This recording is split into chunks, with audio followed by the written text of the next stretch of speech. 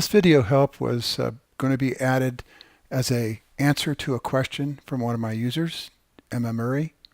She asked, how would you do an import or an export that is on the server? Well, I have the server here, and I'm going to show you the difference between them. And basically, the second one is going to be what would happen if you were on the iPad, very similar to. I'm using the desktop to show this, so you'll be able to see all of what I'm doing. I've added two buttons here, one for export, one for import. And if you're on the browser like I am here, you can see that they'll both work on this, but there's some limitations. You can import by tapping. It'll bring up a dialog. It'll allow you to then choose a file from the desktop for an import. And then you can go ahead, once it's opened, you can say import.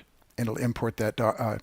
For example, if I say choose file, it'll come down and I can pick a file and then go ahead and put it into the application. Once it's open, you click import and it imports it. Very straightforward, very simple. You have to be in the screen where the data resides. It can't be in the form of a portal. This is what I'm saying right here. These are all regular records and not in a portal. If you go to something like the consignment record and it shows that these are in a portal, you don't want to try to import them into this portal. What you need to do is go to the individual portal record by clicking the portal record over here.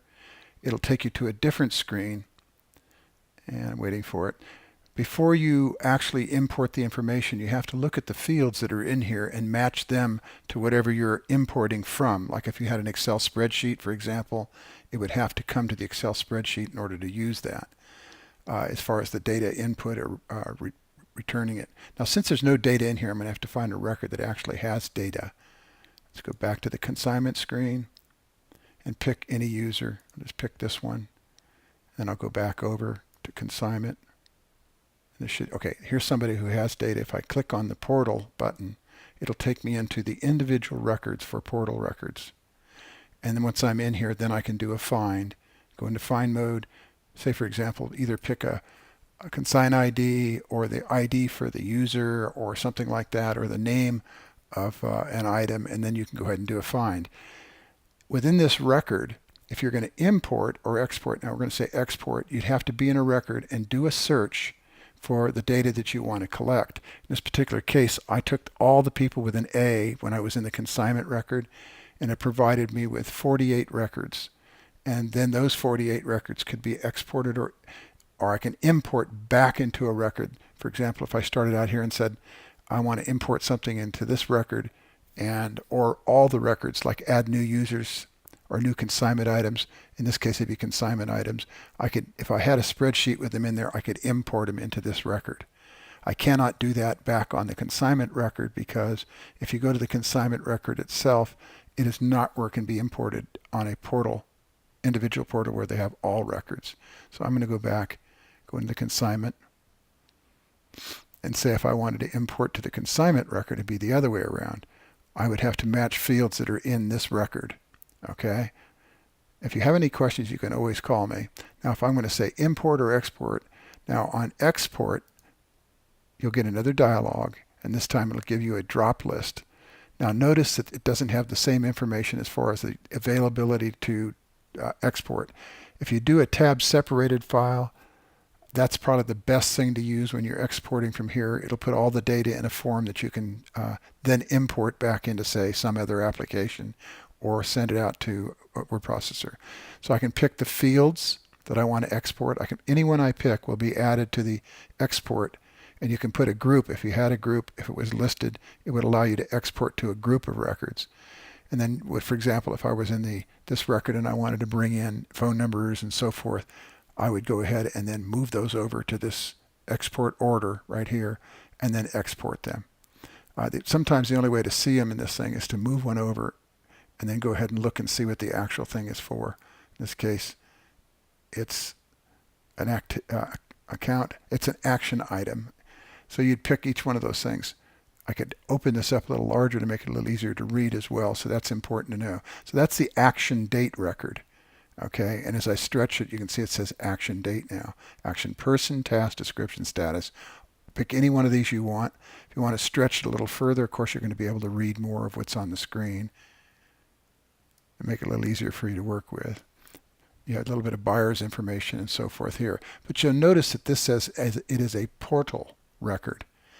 And since it's a portal, you cannot export it from this screen. You have to go right to the consignment portal and then export it from there. Okay. Or same thing as importing. Go on to the actual portal record and then import or export from that particular record. You currently right now are in the main screen records for the consigner. Okay, let's pull this out of the way now. We'll look at the other part. The other part is, this is on a, say like on FileMaker Pro. It's very similar to what you're going to see on the iPad itself when you're using the iPad. Everything should look pretty much the same. I did a pre-search for everything that started with A, and I can see 3 records here that need to be eliminated or show that they're empty. So these would be the next clients that you would add in. If you recall, I always say that if you lose a person or they're never going to come back, overwrite the record and then overwrite the data that's in their other portal records or other screen records. Best thing to do is just don't change anything, leave it all the same, and don't worry about it because it's not going to consume that much area anyhow. Once again, you see the import and export. We'd go through the same thing, but in this case, you can see when I export, I have different things that are offered, and this would be the same thing as if I'm on the iPad. I would have tab separated, DBF, merge, HTML, FileMaker Pro, and Excel, which is really the best way to go if you can in Excel. So that's what you'd see in iPad. It looked a little bit different on the actual dialog, but that's the way you'd work it. You can cancel it. Import, it'll ask you to import by the name of a record. So you would find the record again and then import it. When it comes in this time, you're going to end up by having to match fields. And what I mean by that is you're going to get another dialog. You're going to have to slide up and down. On the right-hand side, slide the right-hand stuff up so that it matches what's on the left-hand side. And what that does is it lines up the fields so that when you import them, they go to the correct place.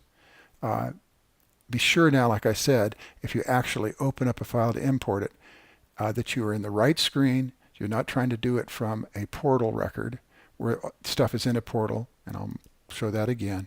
If I'm on the consignment thing over here, this is all the portal records, but I don't want to be in the actual all the portal records. I want to be in the portal itself. Okay?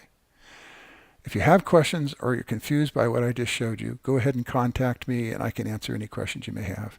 And thank you to our new people that have joined us on this Facebook page. Thank you.